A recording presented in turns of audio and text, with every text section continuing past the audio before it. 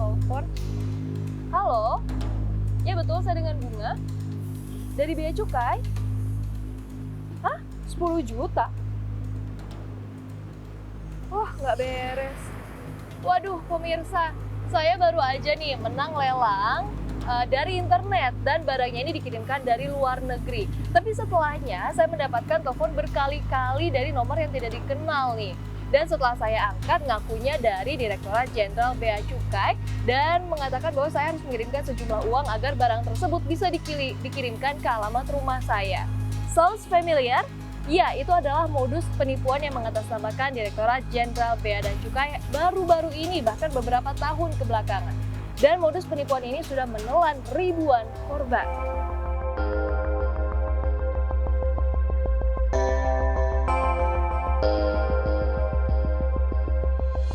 Modus penipuan mengatasnamakan Dirjen Bea Cukai untuk meminta sejumlah uang bukanlah hal yang baru.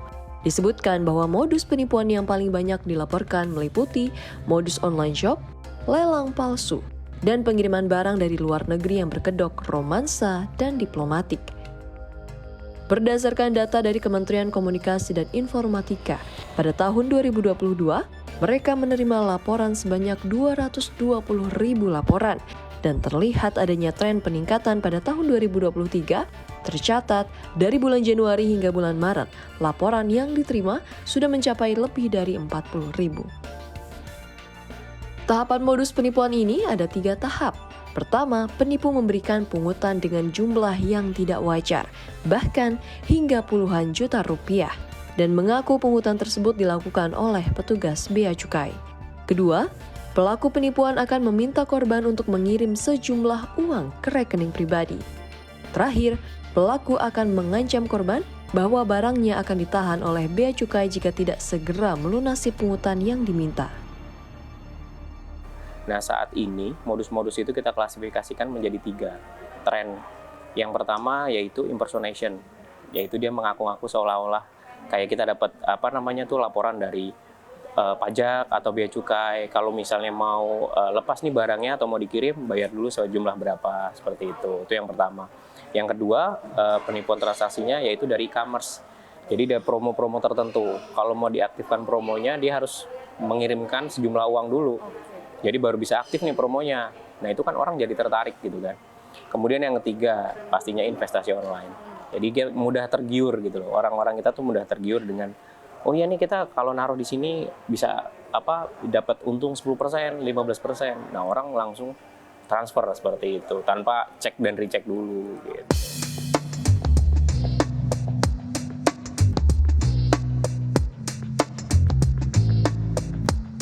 Pernah tuh tahun lalu pas aku lagi beli HP, terus tiba-tiba pokoknya setelahnya ada yang nelpon dari Bea Cukai ngaku-ngakunya, tapi pas aku lihat kok nih nomornya nggak verified dan dia minta uang sampai lebih dari 3 juta. Udah itu ada lagi aja perintilannya. Terus ya udah akhirnya aku diemin aja, aku blok aja maksudnya. Terus juga aku periksa lagi di website dan lain-lain, nggak ada tuh yang kayak gitu-gitu, nih pasti nggak bener. Oke, berarti memang saat ditelepon itu nggak sempat diangkat ya? Aku sempat ngangkat dan aku nanya-nanya, tapi dia juga nggak bisa menjelaskan dengan detail. Maksudnya ini emang protokol kayak gini apa gimana, dia nggak bisa. Pokoknya kayaknya ini agak-agak mencurigakan. Ya udah akhirnya aku tutup, aku blok aja. Dan bisa dilihat juga sih dari aplikasi kalau misalnya itu nomornya benar dari Bea Cukai nggak sih gitu. Adalah banyak-banyak cara yang bisa digunakan gitu. Oh, sampai saat ini sih belum sih, Mbak. Iya. Pernah nggak sih dengar kasus soal kasus penipuan yang mengatasnamakan Bea Cukai? Oh, sekarang sih sering dengar karena kan lewat di sosial media tuh banyak, karena yang mengaku dari Bea Cukai menelpon dari yang customer dari sini beli barang dari luar negeri, mereka dapat telepon dari pihak Bea Cukai, tapi nggak tahu itu verified dari Bea Cukai atau tidak. Tapi kalau misalnya dari cerita-cerita di media sosial yang kayak dulu aja ya, ada tips dan trik jessica dari orang-orang yang pernah kena tipu atau hampir kena tipu? Lebih ke ini aja sih, Mbak, mawas diri aja, sama lebih searching ini nomornya bener atau enggak. Kemudian dari gelagatnya, kalau penelpon biasanya kan kalau yang penipuan itu gelagatnya beda sama yang formal dari Bea Cukainya langsung. Alhamdulillah enggak sih, belum. Tapi suka ada modus penipuan lain kayak gitu? Kalau telepon sih belum pernah, alhamdulillah sih enggak. Kalau SMS sudah berapa kali yang seringnya sih hadiah undian-undian apa gitu.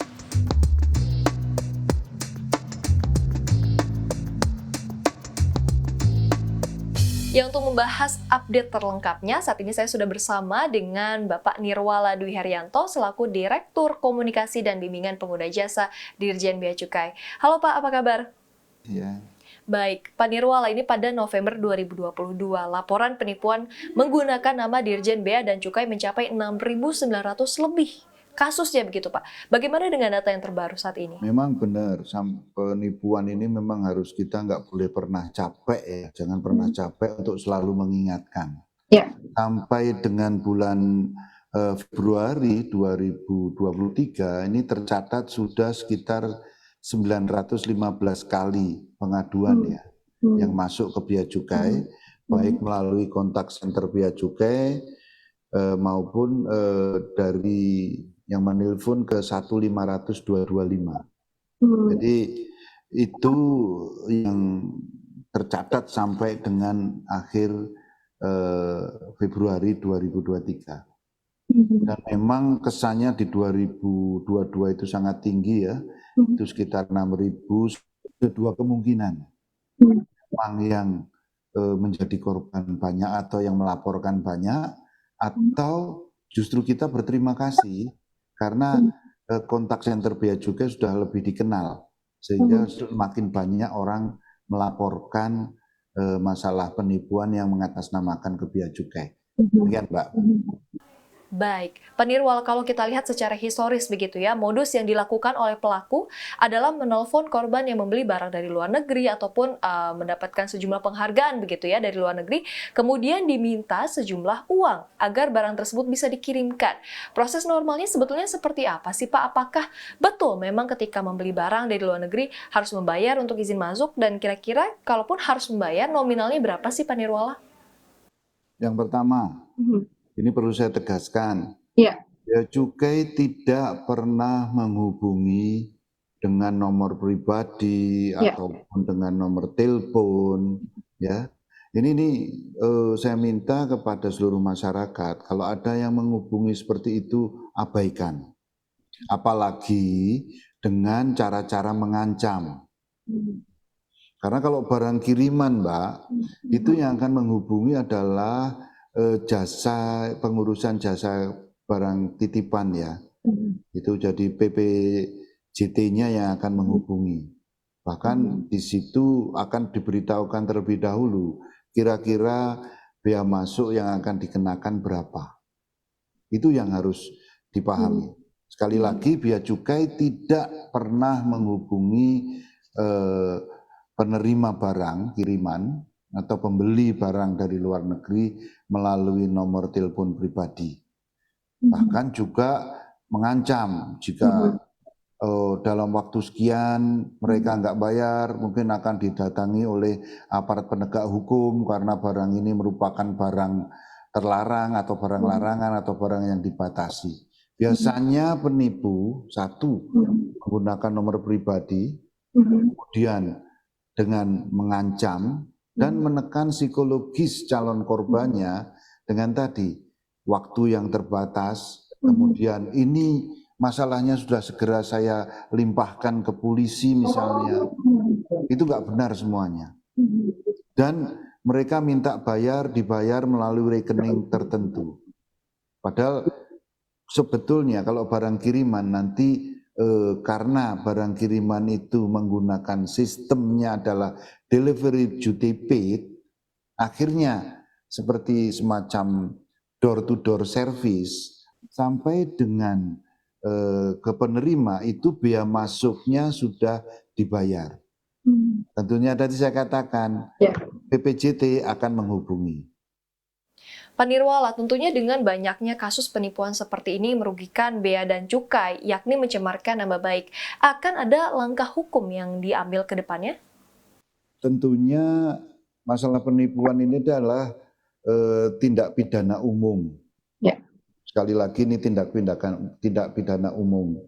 Tentunya pelaporan korban ya kepada polisi itu menjadi sangat penting. Selama ini para korban yang tertipu itu selalu dengan berbagai alasan tidak mau melapor ke polisi. Apalagi yang tadi dengan love scam ya, atau yang modusnya romansa, karena mereka malu, ya, malu atau takut kepada orang tuanya atau keluarganya karena tertipu. Nah, sementara bagi bea cukai jelas kita kembali lagi karena namanya dirugikan, digunakan untuk penipuan. Namun sekali lagi, kembali lagi tadi, ini adalah delik aduan. Bea cukai yang melapor pun otomatis nanti korban juga akan diundang sebagai saksi. Ya, makanya Mbak, kalau memang ada seperti itu, hubungi dulu, nanti kita bantu. Kita juga akan melaporkan. Ini juga yang sedang diproses adalah penipuan di Kanwil Daerah Istimewa Yogyakarta. Daerah Istimewa Yogyakarta ini menggunakan atas nama bea cukai. Ini perkembangannya sedang kita koordinasikan sudah sampai sejauh mana. Baik, terima kasih Pak Nirwala atas waktunya bersama dengan CNBC Indonesia. Sehat dan sukses selalu untuk Anda. Terima kasih atas kesempatannya.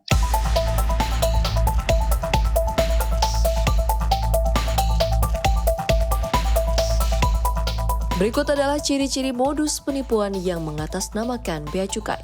Pertama, pungutan tidak wajar. Kedua, menggunakan nomor ponsel pribadi. 3, mengintimidasi korban. 4, meminta pembayaran ke rekening pribadi. Dan yang kelima, marak terjadi di akhir pekan dan menjelang hari libur nasional. Biasanya menjelang hari raya keagamaan ataupun libur nasional lainnya, modus penipuan seperti ini memang marak digunakan. Artinya kita harus ekstra berhati-hati. Sebagai informasi pemirsa bahwa bea cukai ini tidak akan meminta pungutan dilunasi melalui rekening pribadi atau dikirimkan ke rekening pribadi. Segala jenis pungutan akan dilunasi melalui kode billing yang artinya akan langsung masuk ke kas negara. Jadi kalau ada seseorang begitu ya mengaku-ngaku bea cukai lalu meminta pungutan di transfer ke rekening pribadi, sudah dapat dipastikan bahwa itu adalah modus penipuan. Tim Liputan CNBC Indonesia, Beyond Business.